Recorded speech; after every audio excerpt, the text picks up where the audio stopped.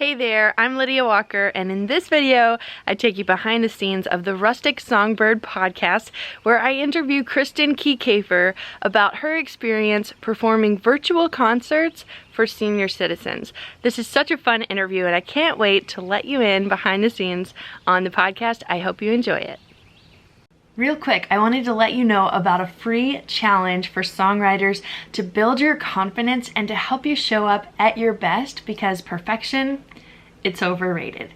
I want to invite you into this free 4-day challenge where I share my best tips for showing up and getting started putting your songs out there. And this is a great challenge for anyone who's wanting to get started putting your songs out there, even if you shy away from playing your songs for anyone or you just don't know how to go about it. We cover all of that and more in the free 4-day challenge, and I want to invite you to be a part of it, to build your confidence and to start putting your music out into the world. To join this free challenge, go to rusticsongbird.com/challenge. That's rusticsongbird.com/challenge. I hope you take me up on it, and I'll see you inside. My guest on the show today is Kristen Kieckhaefer, and she is an artist. She's a recording artist, singer. Man, so many things. We're gonna go really into her story today, and I'm so excited to introduce you to Kristen.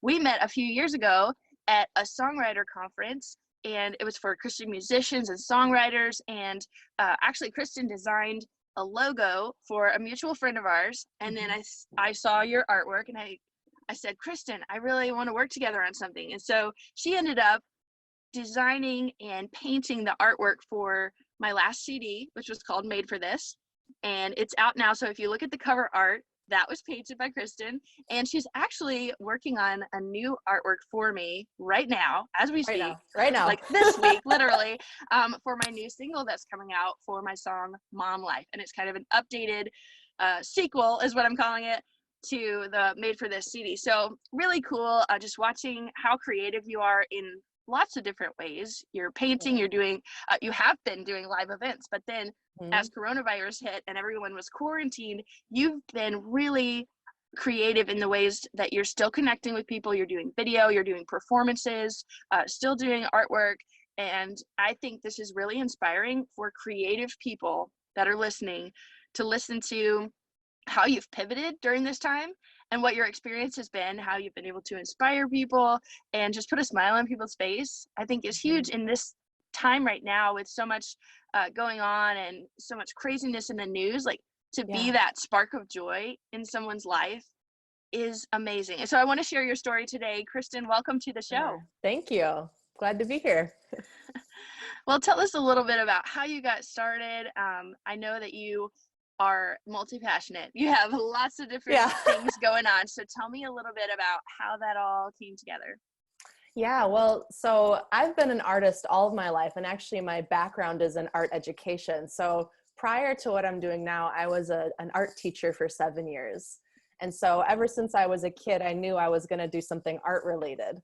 But it wasn't until later that I started becoming passionate about the music as well. So actually growing up, I never did any singing at all. Really? I was never in choir, nothing like that. It wasn't until I got my driver's license that I started to sing in my car where no one could hear me. Good place to start. Yeah, it's a good place to start. So the radio was my first teacher.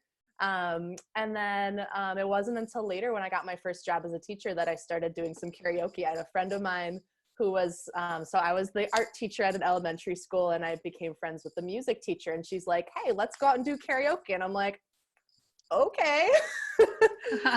So that kind of spurred this passion for music as well. And so kind of fast forward a little bit, I was teaching for 7 years, and last summer I started to notice that there were different opportunities that were coming into my life, and I was starting to sense a momentum shift.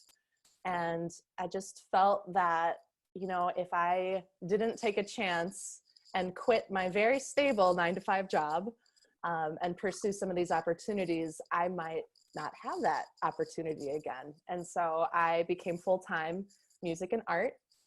So the main things that I do my main niche, I would say, is I do live speed painting and speed drawing entertainment for events. So I do everything from nonprofits to things at churches to corporate to social events, like weddings or anniversaries. So that's like the main thing that I do. And then I also do music performances, which we're going to talk a little bit more about today. So I've performed at coffee shops. I've performed at theaters, hotel lobbies. I was one of the summer performer at St. Kate Hotel, which is a new hotel. It's a creative arts hotel in Milwaukee. And then I also started performing for nursing homes and senior like assisted living places as well. So that's kind of how I got here. That's so cool. So you are a performer, you know, whether you're performing with your art or with music, Yeah. and you have that connection with people as a teacher, which is really interesting. Yeah. It's such a cool collaboration of things, because you're using skills that you had as a music teacher to now go out and do your own thing. And so you're entrepreneurial as well, which I love. Yeah. Because you're taking this as a full-time business, and you're actually making money with your art and music, which is something that people dream about doing, but they may not know how to do it or even think that it's possible. So can you talk about that a little bit, about making that switch from your secure job into like full-time art and music? Right. So I feel like a lot of visual artists especially have a reputation for kind of just being a dreamer and kind of having these like, oh, I would love to do that someday. And that's good. Like I feel like it's good to have a combination of like dreaming and having that desire, but also having a practical side as well. And so for me, I knew that I needed to surround myself with a lot of smart people to be able to make the transition. And so it definitely was not a decision that I made alone. I included a lot of people who knew me really well.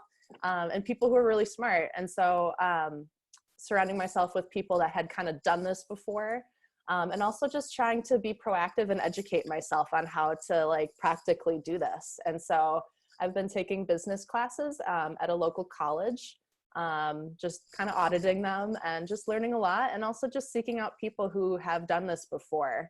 And so I guess like the main thing is I'm really trying to be proactive. And really just try to network as much as I can and reach out to people. So I think that's been the biggest thing for me during this season. I love that. Yes, we are not supposed to be lone rangers, even though, you know, if you're a solopreneur or you're a solo artist, that doesn't mean you have to go it alone. Right. And I think sometimes you see the artist out front and you don't realize there's a whole team behind them, like making things happen. And I know for me with music, I've got co-writers writing the songs with me. I've got people helping me record it, people like you that help me with the album artwork. And like, I'm not doing all this by myself, you know. I might be the visionary and like kind of managing or facilitating and, you know, being the front person, but it takes that team to really grow and have, you know, the stability, like you talked about, learning the business side of things. So like having either an accountant or someone you can ask money questions to or get your business set up. I've seen some pictures on your social media of you figuring things out, and you're like, guys, this is crazy. Like there's so much paperwork and there's fine print, and you're like, there's so much to learn and like get set up before you even start. Yeah, and I guess like I would encourage people to find specific people who are good in specific fields. So find someone who's good with finances, find someone who's good with the legal side of things, find someone who's really smart and has gone before you with the music side of things. So like pulling a team of people around you before you start it, the venture, so that when you have a question, you can call that person up and be like, hey, what do I do? You know? And it also saves time than trying to like Google, and, you know, sometimes Google has different answers for things. Yeah, you want to make sure it's a reputable source. You want to know that you're getting the right information and not just somebody's opinion. Yep, exactly. Yes, I love that. So you came in from the business side, like wanting to do this as your career and as an artist, and then as a musician as well. You play ukulele and guitar, right? And you sing a little bit of guitar, just a little bit. But have you been playing mostly ukulele? I would say mostly piano and ukulele. Piano first. Yeah. I love it. So good. Yeah. And so you started doing a bunch of live events, whether art or music, and then all of a sudden events were canceled for months. So what was that initial thing like for you? Like when everything got canceled? I mean, there was definitely an element of sadness. And I think that initial, like, like, what am I going to do? Like, how am I going to make this work? But I felt, I don't know, I guess for me, I felt a sense of steadiness in the whole ordeal because I knew that I felt called to be in the place that I am in now. And I know that God's going to be taking care of me. And so Yes. there was that coupled with feeling like, I'm seeing there are people who are in need right now. What can I do with what I've been given, the resources and the talents that I have? How can I turn around and use those to help people? And so that's ultimately kind of what spurred on the idea of having these live stream concerts for the senior facilities, the assisted living places, because I had been performing at these places probably since September. And so I had a relationship with several places around the Milwaukee area. And so like, there's people's faces that are coming to mind, and I'm just thinking about them, and I'm thinking about like, man, I mean, we're all being affected by this, but for them in particular, they can't see their families. They're in a place of life where it's naturally a little bit more lonely. Can't see their families, the normal enrichment activities that they would have in their daily life between art, music. Sometimes they do yoga. There's people coming in all the time to provide just enrichment for their lives. All of a sudden, their world becomes really small. A lot of them have to stay in their rooms all day. They can't talk to anyone. And it's just like a really lonely place for these people to be in. And so my heart was just like really sad for them. And I was just like, man, how can I help this situation? And so I guess for me, starting with that, I reached out to a couple places that I already had a relationship with. And I'm just like, hey, like, this is how I'm feeling. Like, my heart goes out for these people. Like, what can we do? Like, can we do some sort of a virtual concert? Like, and I admitted, I'm like, I don't even know what this is going to look like. But I just threw it out there, and a couple of them were like, yeah, let's figure this out. Wow. Yeah. That's awesome. So it came from seeing the need and still wanting to connect some way, and figuring it out, saying like, we haven't done it this way before, but there's got to be some way, right? So seeing the need, what can we do to fill that need and like enrich these people's lives as they're by themselves and not able to have visitors right now. I think that's so neat how you saw the need and just reached out and just figured it out.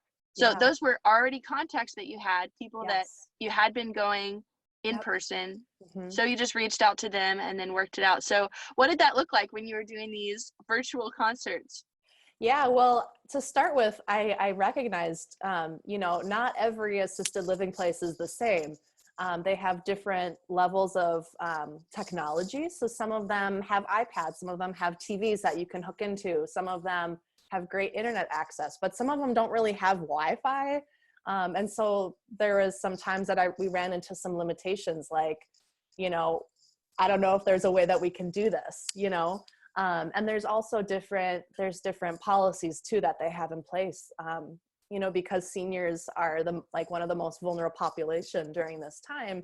The people working there are trying to figure out, well, how can we best keep our residents safe? And so for some places, they basically they force them to stay in their room all day, and that's kind of their reality. And for other places that I was able to sing at, they were allowed to kind of wheel them out into the hallway, kind of right by their door.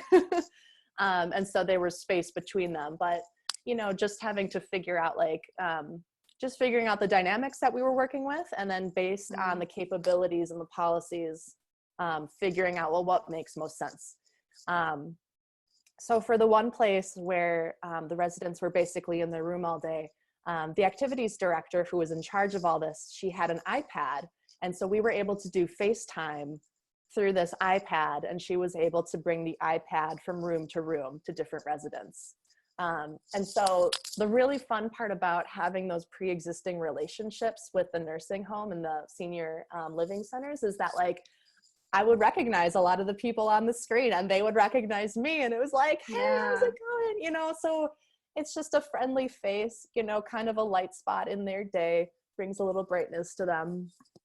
And so I did some individual concerts. So For the one place, we did 15-minute concerts for each resident. So the activities director would bring the iPad from room to room. I would have about 15 minutes with each resident.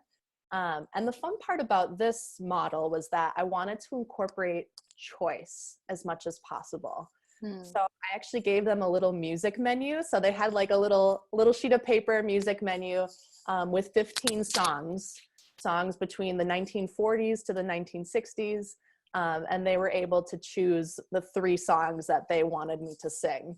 That is so cool. So you created this music menu of songs, like you could play any of these songs, but they could choose their favorites from that list. I love that. Exactly. And that was really important for me because especially during this time when they don't have a lot of choice, a lot of their freedom has been taken away. It was important for me to try to weave in choice and give them an opportunity to have power in the situation and like be like, you know what, I love this song. I want you to play this song right now. So that was a really fun model to go by, and it was so fun to see the different residents' reaction. There was one lady who got up off the couch and just started like dancing around her living room. Cool. I was playing the song All Shook Up by Elvis Presley. She was just like going to town, dancing around. It was so fun. I've had some residents sing along with me. Another resident who had some decline in memory, and so she wasn't very responsive when I initially started singing, but as the music started playing and she started recognizing the song, all of a sudden like she like kind of straightened up a little bit and was like more aware and smiling and humming along. And so it's just really a gift just to see what music can do and how it can brighten up people's days. Yes, I agree. I love seeing that. I've gotten the chance to sing at several assisted living homes in the area. And so it's really cool to see people's eyes light up, or they tap their foot, or they smile for the first time in months, like especially with memory problems and like people that might not recognize you, but then they hear a song and it like triggers their memory, and it's literally music therapy. People will get up and, like you said, like start dancing because they love that song, and it like throws them back to their youth, or like a song that meant a lot to them in their life, and they still remember that. And so it's such a beautiful thing to bring some sunshine and some joy into their life. So tell me a little bit about what you're thinking moving forward. Like now that you've had this experience of doing more things online and connecting with people, how do you think that's going to change how you go forward? Oh man, I haven't thought a ton about this, but I feel like things, we're not going to go back to, our normal for a while, especially in places, where the most vulnerable populations are. And so, I do think that this is going to be something that's going to continue for a while, these virtual concerts. And I think over time, it's kind of one of those things, practice makes perfect. And figuring out the technology piece with the different homes, just kind of improving just kind of how we go about doing it. But I guess it's kind of one of those things that I guess I'm going to have to figure it out as we go. So. Yeah, and I love that mindset of just being willing to figure it out. And so one reason I wanted to bring you on the show to talk about this is maybe someone would listen to this and think, hey, I could FaceTime, or I could do a virtual concert like that. And it doesn't have to be at assisted livings, but I'm seeing more and more musicians using live streams, doing concerts, like really stepping up their game. Because before, I feel like doing a live stream was like an extra. It was like a nice to have. And now it's like necessary. And it's the only way some people are being able to connect. And so if we as musicians can step it up and fill that need and that void, I feel like this is something that's going to, well, it's already shifting the landscape in the music industry. And so if we can get ahead of it and just start now making videos, like you said, you're just going to get better at it, and you'll figure out the tech.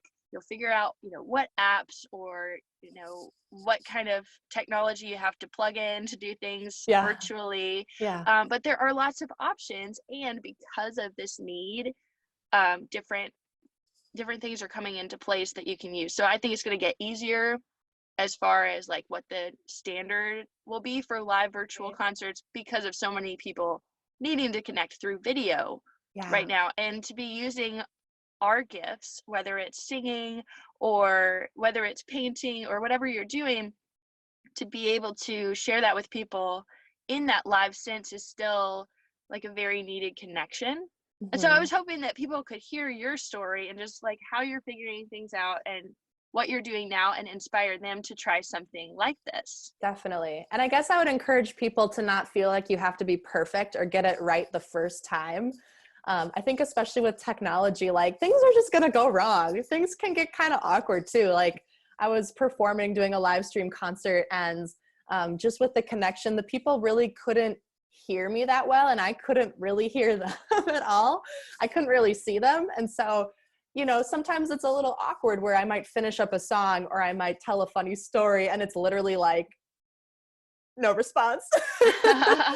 But it's just one of those things, like, you know, it's okay. It's okay if things aren't perfect, and you can just have fun with it, you know, just like experiment with it, see how it goes, and just learn from mistakes as you go along. I love that. And for anyone that's listening and is wanting to do something with their music to help in this time, I think that is really inspiring, just to know that it doesn't have to be perfect. And yeah, I like to say perfection is overrated. Like just do it, just go for it, because you're not going to get better at something unless you try it. Exactly. And you figure it out. You'll figure out what not to do, and that's fine too. That's a learning lesson. Right. And so there's a lot of opportunity right now. And so I think as far as where I am moving forward, I'm trying to do that as well and figure things out. Like, what is the need? How can I fill it right now? And then once you kind of try some things, you'll figure out what works and then do more of that. Yeah, that's good. Awesome. Well, I love that. Please share where people can connect with you and see your artwork, hear your music, and keep up with all that you're working on. Sure. So on Facebook, you can find me at Kristen Kieckhaefer Studios. On Instagram, I'm at Kristen_Kieckhaefer. And then I have 2 websites. So you can go to KristenKieckhaefer.com to see my art and my music. Or if you're interested in just seeing my my live speed painting and speed drawing, you can go to ElevatedEventArt.com. I love it. Thank you so much for sharing some of your story and your experience, and some advice for other musicians that are trying to put their music out into the world. I think it's so inspiring to hear what you're doing. So keep up the great work. Thanks for being on the show. Cool. Thanks, Lydia. Thanks so much for watching this video and checking out the Rustic Songbird podcast. I want to invite you to subscribe to this channel for even more videos coming very soon. And you can check out all of the previous podcasts at rusticsongbird.com/podcast. Also, remember you can join my free challenge for songwriters to build your confidence and start putting your music out there. To join that free 4-day challenge, go to rusticsongbird.com/challenge. I know you'll enjoy it, so make sure to sign up and start getting those emails from me in your inbox to help you boost your confidence and get started putting your music out into the world. I can't wait to see you in the next video. Make sure to hit that like button, subscribe, and I'll see you in the next one.